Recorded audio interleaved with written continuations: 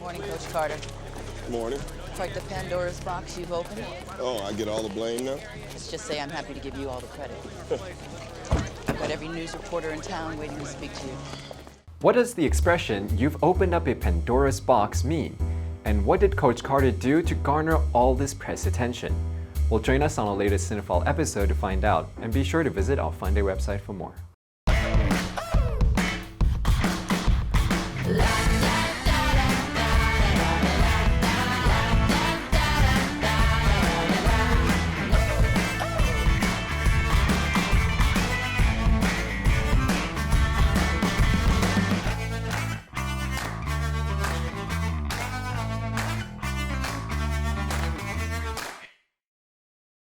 What's up, movie fans? I'm Wade, your Cinephile host.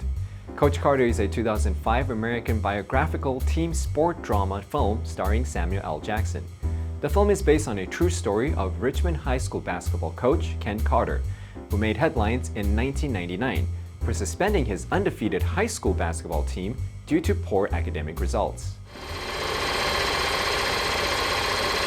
Richmond High School is playing against St. Francis in a basketball match. Ken Carter is a former Richmond High alumni who comes out to watch the game. Soon, a fight breaks out, causing the game to be cancelled. Carter heads to the locker room to greet Richmond High's coach, who's looking to retire and pass the baton to him. He then returns home to consult his wife about the job. The next day, he is welcomed aboard by the school's principal. Nice to see you again, Mr. Carter. You too, ma'am. If the offer still stands, I'd like to coach the team. Well, I hope you're up for the task. These young men need discipline. The job comes with a $1,500 stipend and a major time commitment for the next 4 months. I accept. Great. We're thrilled to have you. Carter is introduced to the Richmond Oilers, Richmond High School's basketball team. First thing he does, he gives them contracts to sign and obey, requiring them to sit in the front row of all their classes and maintain a C+ grade point average. The team is rowdy, rude, and disrespectful. But Carter quickly establishes his authority when Timo Cruz, a gifted player, disrespects him. Go on, get off me! Teachers ain't supposed to touch students. I'm not a teacher. I'm the new basketball coach.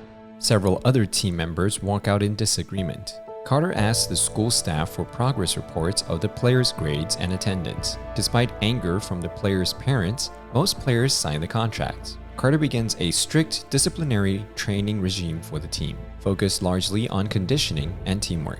Carter's son Damien joins the team, switching from the private school, St. Francis, to play for his father. All that running pays off in their first game.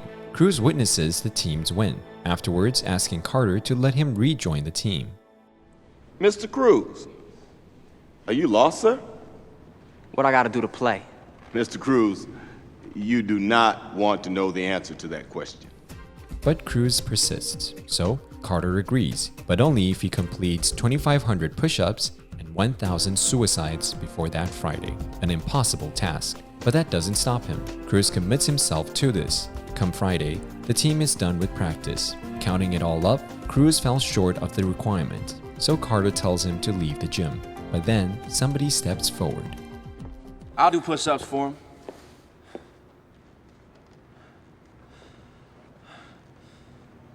You said we're a team.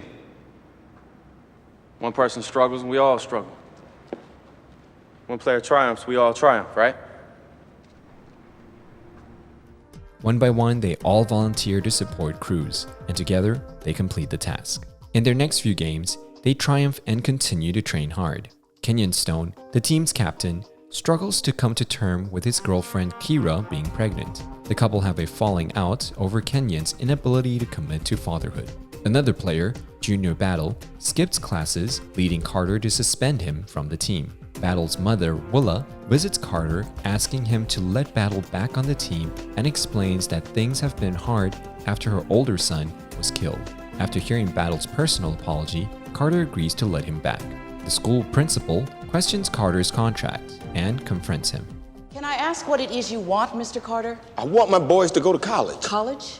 Mr. Carter, Richmond graduates 50% of its students, the higher percentage being girls. Now, in my very educated opinion, you have 15 players on your team. You'll be lucky to graduate 5 of them. Well, I'm sorry, ma'am, but I don't agree with you. Now, look, these boys signed contracts. Maybe if you read one of them... Your job is to win basketball games, Mr. Carter. I suggest you start doing your job. And your job is to educate these kids. I suggest you start doing yours. The team continues to train and improve, bonding with Carter, and becoming undefeated in the regular season. After winning the Bay Hill Holiday Tournament, the entire team sneaks out of the motel and attends a party while Carter is speaking to his wife on the phone. Carter discovers their absence and crashes the party to round the team up.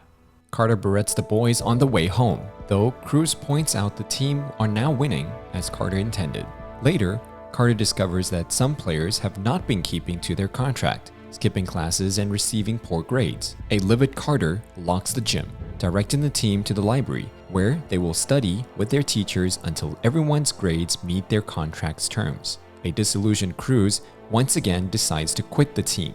Carter continues to enforce his lockdown, which garners mass media attention. Good morning, ladies and gentlemen. I'd like to thank you for your patience. At this time, I'd like to introduce Coach Ken Carter. You may direct your questions to him. Mr. Carter, is it unfair to the players whose grades qualify them to play? Basketball is a team sport, sir. We support each other on and off the court.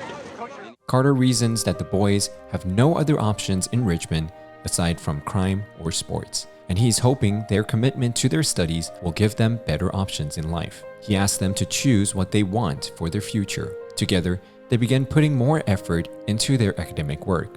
After forfeiting several games, Carter is met with an enraged local community and all kinds of threats. After a drug deal goes bad, Cruz watches his cousin get gunned down in front of him. Distraught, Cruz goes to Carter, begging to be let back on the team, while Carter embraces him. The school board holds a hearing where Carter explains his methods and promises to resign if the lockdown is lifted. You really need to consider the message that you're sending these boys. It's the same message that we as a culture send to our pro athletes, which is that they are above the law. Now, I'm trying to teach these boys a discipline that will inform their lives and give them choices. If you endorse the fact that 15, 16, and 17-year-olds don't have to honor the simple rules of a basketball contract, how long do you think it'll be before they're out there breaking laws? Though Principal Garrison and the board's chairwoman vote in his favor, every other counselor votes to end the lockdown. So Carter prepares to leave, but discovers the team is refusing to play, choosing to continue with their studying and hold to their goals. Cruz, whom Carter had repeatedly asked, "What is your deepest fear?" answers by quoting from A Return to Love. Our deepest fear is not that we are inadequate. Our deepest fear is that we are powerful beyond measure. It is our light, not our darkness, that most frightens us. Your playing small does not serve the world. There is nothing enlightened about shrinking so that other people won't feel insecure around you. We were all meant to shine as children do. It's not just in some of us, it's in everyone. And as we let our own light shine, we unconsciously give other people permission to do the same.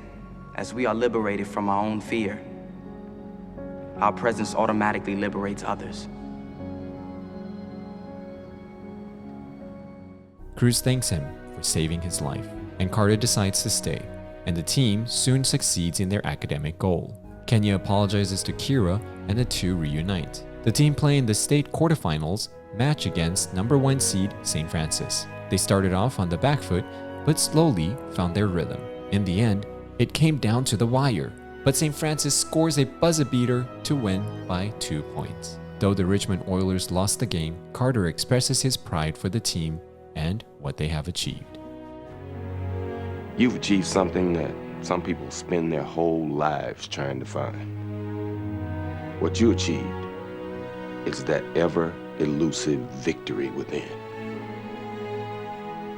And gentlemen, I am so proud of you. The film ends with the team celebrating with the community as they walk out. And we see the fate of several key players who received scholarship and went on to college. While the community was outraged at first, public opinion eventually changed, and Carter was praised for his determined emphasis on prioritizing good values for his team. His approach also bore results. Every one of his players at Richmond, where he coached from 1997 to 2002, graduated. 接下来我们来揭晓今天电影迷卡特教练 Coach Carter 要学什么。After Carter had locked the gym, it forced their undefeated team to forfeit and lose games. This drew wide media attention, and we hear the principal use Pandora's box to describe the chaos Carter brought. So why Pandora's box? 根据希腊神话 ，Pandora 是一个女人的名字，她名字的前半部 Pan 是 all 全的意思，那后半部 Dora 是 gift 天赋或礼物的意思，两者合起来就是说她具有众神给予她的种种天赋。宙斯给潘多拉两样礼物，一样是好奇心，第二样是一个盒子。但宙斯告诉他，不论在什么情况都不可以打开盒子。由于好奇心驱使，他竟然打开了神秘盒子，各种怪物和恐怖的声音冲出来，人间也从此充满各种苦难。由于有这样的一个神话故事，英文中就产生了 "Open Pandora's Box" 这个英文成语，直译是打开潘多拉的盒子，引申为带来诸多问题或麻烦。Well, hope you've learned something useful in this episode of Cinephile. You can find more on the FUNDAY website. Let's make every day a fun day. Your intentions are good, Mr. Carter, but your methods are a bit extreme. You painted an extreme picture. No one expects them to graduate. No one expects them to go to college. So you take away basketball, the one area of their lives where they have some success? Yes, ma'am. And you challenge them academically? Yes, ma'am. And what if they fail? Then we fail.